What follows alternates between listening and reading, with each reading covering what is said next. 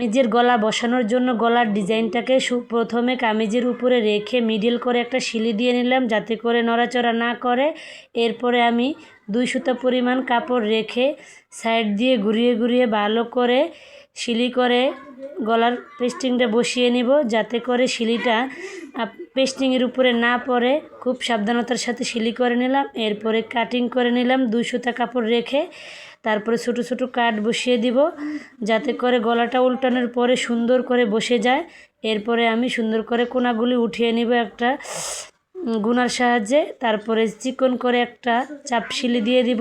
চাপ সিলিটা এত সুন্দর করে দিতে হবে, স্টিচটা একটু ঘন করে নেবেন, তাহলে দেখবেন আপনার গলাটার ফিনিশিংটা খুবই সুন্দর আসবে, দেখতেও অনেক ভালো লাগবে। এভাবে করে ভালো করে সিলি করে নিব।